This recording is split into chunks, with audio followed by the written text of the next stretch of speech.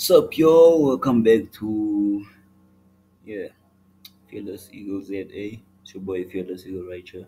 Gonna be doing a review on Ronaldinho and seeing what went down in his life. And yeah, I hope you guys do enjoy it. Make sure you do go and subscribe to Food Flicks channel. As you can see, it's the channel with the 15.6K. So you can subscribe there. I'm gonna subscribe there to like the video and everything. And yeah, let's jump into it. Ronaldinho, from being the best player in the world Ronaldinho into the area. Ronaldinho! Ronaldinho! Ronaldinho! Ronaldinho! has become a criminal. He's locked up in a prison in Paraguay with only $6 in his bank account. What happened? The former Brazilian football star Ronaldinho and his brother are being detained in Paraguay. The tragic story of Ronaldinho begins from his childhood. He was born in one of the most dangerous cities in Brazil, Porto Alegre. It was a city where crime was a constant threat. His parents earned very little, and as a result, he and his siblings grew up in a small wooden shack. From birth, it was clear that it would be up to him to improve his family's life. However, there was one thing that kept them united: soccer. But they were so poor that they couldn't even afford to buy Ronaldinho proper soccer shoes. So his father lied to him, telling them that if he wanted to become a professional, he had to learn to play well without shoes in order to have better ball control. And perhaps his father was right, because Ronaldinho's older brother, Roberto, became the new soccer star of the favela at the age of 16. Ronaldinho, being 10 years younger, gave his best. He wanted to make his father proud, and Roberto also helped Ronaldinho. The two of them trained on the streets every day. Both had the same dream to become professional players for their father. He knew they were something special, and after work he spent his spare time training with his boys, and then it happened. Roberto was signed by Grêmio, the professional soccer team of the city. They made a life-changing deal for the family. It wasn't just a signing bonus, the club also provided the family with a house with a pool and a safe area. Roberto had helped his family escape poverty, but only a few months later, Ronaldinho's life would change forever. He was returning home for Roberto's 18th birthday and was looking forward to celebrating, but when he entered the house, he saw everyone crying instead of celebrating. Right, Sure. so back in. Sorry Today is about the not. ad there. Just keep that ad right there. His father had a heart attack, Oh. fell in the pool, and drowned. His idol, the man who had done everything for him and his brother to pursue their soccer dream, was no longer with them. Sure. Roberto became the man of the house, and now it was up to him to earn money to support the family. And even though Ronaldinho was only 8 years old, he trained even harder, hoping to get a contract soon and help the family. The pressure weighed heavily on Roberto, but things initially went well. He helped Grêmio win titles, and he caught the attention of the national team, but then fate struck.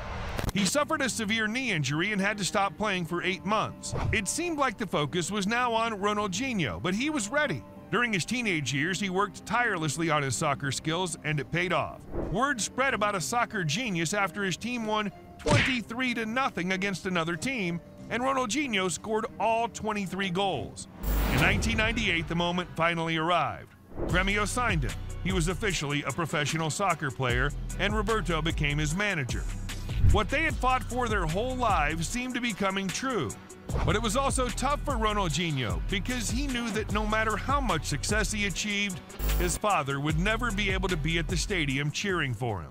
After 3 successful years at Grêmio and winning the Confederation Cup with Brazil, many clubs had their eyes on Ronaldinho. And in 2001, he moved to PSG for $5 million. All of this happened before the Qatari takeover. He had to prove his worth first and often started games from the bench. But he always played exceptionally well and soon secured a spot in the starting 11. He became the player of PSG. However, the PSG executives noticed a problem. Ronaldinho had become a major issue. He'd made it. He was a millionaire, a professional soccer player, and training was no longer his priority. Partying was. Almost every night, he partied in the clubs of Paris and often showed up for training only on Fridays and for games on Saturdays. Despite this, his performance on the field remained outstanding. In 2003, PSG knew they had to sell him, and all the big clubs wanted him. He chose Barcelona, a club that was struggling to keep up with Real Madrid at the time, but he took the club to a whole new level. His skills were incredible, his dribbling was out of this world, and his smile was infectious. He won the FIFA Player of the Year award twice, the Ballon d'Or, and the Champions League. He also appeared in a Nike commercial, which was the first video on YouTube to surpass 1 million views. But all of this couldn't bring his father back. And after 3 years, concerns started to arise at Barcelona as well, because Ronaldinho had won it all and his attention had returned to partying. The whole issue escalated to the point where he showed up drunk to training. This happened just as another star was starting to make his mark at Barca, the young Leo Messi. And Ronaldinho took care of the shy boy and showed him the way. He helped Messi feel at home with the team and taught him how to handle the pressure. However, Barcelona didn't want Ronaldinho's bad behavior to influence Messi, and it also seemed like Ronaldinho wanted a change in scenery. So in 2008, he decided to move to Italy.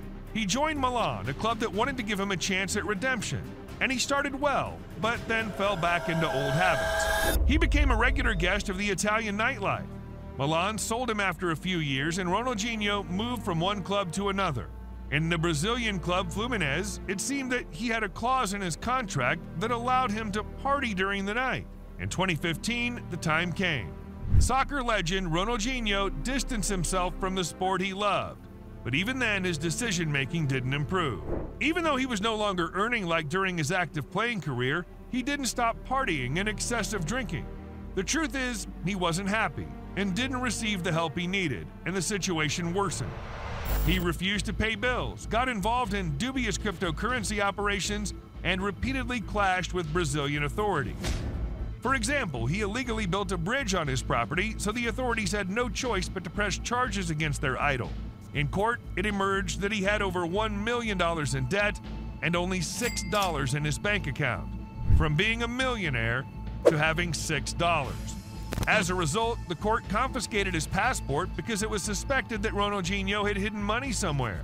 Everyone thought this was his lowest point. But then, Ronaldinho and Roberto committed one of the biggest mistakes of their lives. Ronaldinho Gaucho was arrested in Paraguay on Friday for allegedly attempting to enter the country with a fake passport. Both were arrested for attempting to enter Paraguay with fake passports. I mean, just look at them. The passports were for Paraguayan citizens, and Ronaldinho is well known in South America, so the officials knew he should have a Brazilian passport, and this one couldn't be real. Ronaldinho and his brother were imprisoned and faced a potential 5-year prison sentence. He repeatedly claimed that he didn't know the passports were fake and that he wasn't responsible for them. It was the people who had invited him to Paraguay. However, he wasn't released, so he ended up in a prison in Paraguay. But it seemed like he was returning to his old love. He started playing soccer with the other inmates, but nonetheless, he had to celebrate his 40th birthday alone behind bars. After 32 days, he was allowed to leave prison and placed under house arrest, but only after Ronaldinho and Roberto paid a bail of $1.6 million. Where did the money come from? I guess he wasn't completely broke after all, but who knows? And after 5 months of house arrest, both were allowed to return to Brazil. But it seems that the whole ordeal was also the wake-up call he needed. It seemed like he wanted to take control of his life again. He became an ambassador for a soccer team stadium, founded a music studio, launched his own brand of gin, and focused on endorsement deals. Just a few months after his release from prison, we saw a photo of him on Instagram in March 2022 with a Rolls Royce. It seemed like he was earning well again. He also started producing his own film, and the trailer read, "A difficult period of my life is about to end. Fortunately, I can never thank enough those who supported me." I hope Ronaldinho has gained control of his life. At least the title of his movie seems to allude to that. Ronaldinho, the happiest man in the world. Oh, Manage your child. right, folks. That was the Ronaldinho saga situation with his life and everything. I found this really interesting and entertaining and informative. So yeah, if you do like the stuff, make sure you do like the video. Leave a comment, share, and yeah, make sure you do go on Footflix and subscribe as well. Till next episode, next video review. Peace out.